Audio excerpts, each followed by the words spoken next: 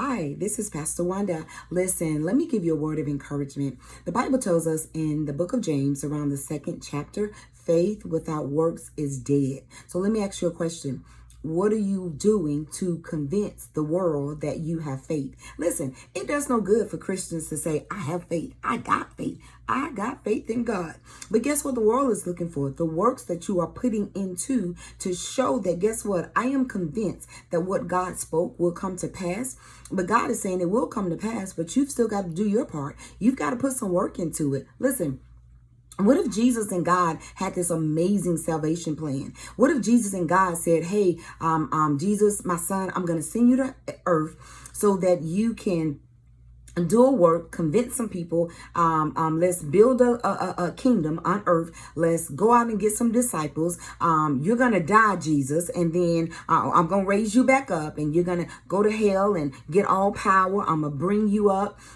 This is going to be the beginning of the new church. And what if Jesus says, oh my God, I have confidence, God, that can work. What if Jesus says, now daddy, we on to something. This is going to be an amazing salvation plan. And then Jesus took a seat. He's talking about faith, but without the works, nobody would have known about the salvation plan. Jesus had to put the work in. Jesus had to listen to the plan and say, Daddy, I think that this can work. So what Jesus is doing, he's initiating this faith process. He's saying, I am confident, Daddy, that this salvation plan can work. But guess what? In order for it to work, Jesus had to put the work in. He had to allow himself to come to earth. He had to allow himself to humble himself and be rocked like a baby. He had to allow himself to humble himself and follow the rules and regulations of his mother and his father. See, Jesus couldn't be the word and not live by the word. The Bible says, and you must honor your mother and your father.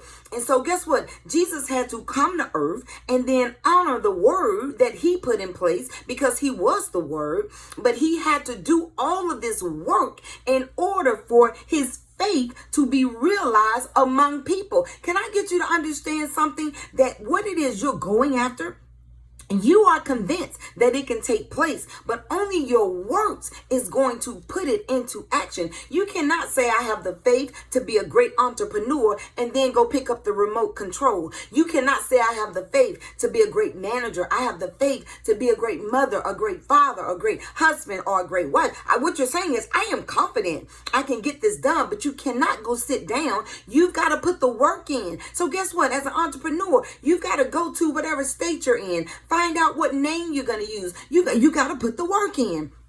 And you've got to get an EIN number. You've got to go and register your company. You've got to pay money to line things up. You've got to go get a bank account. There's so many other elements. You cannot say I have the faith to open a business and then go sit down. Because guess what? We won't see your faith in action. We see your lips moving. We see you talking. But faith without works is dead. You can't say I want to be a great manager and then go sit down. You've got to examine what's going on in your company. Listen to the employees. Figure out how to show up on time, how to dress the part, how to talk with boldness. You've got to, even if you have to go and take some management classes, you're saying, I'm confident it can work. God is saying, I've already approved for it to work. But guess what? God is saying, you've got to put the work in if you want it to be done. I want you to understand that chocolate had already been created by God. God knew exactly how chocolate was going to be formed. But the person that put it together, they had to put the works. Oh my God, don't you understand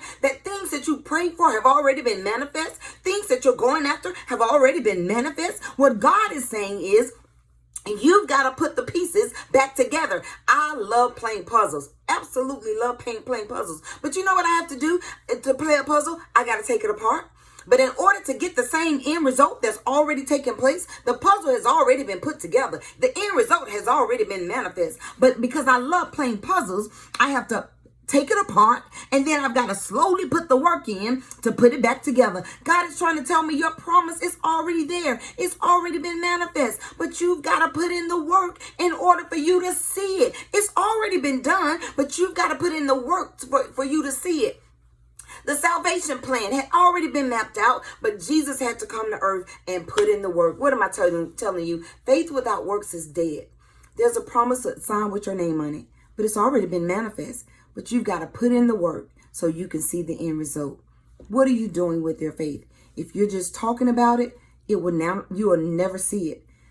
Didn't say it hadn't already manifest, but you'll never see it. It's only when you put in the work that you will see what God has already promised you was already there all the time. You just had to work to get to the end of it. The Bible says faith without works is dead. The faith isn't dead. Your works prevents you from seeing the manifestation of your faith. I dare you to get up, put in the work, and watch God blow your mind.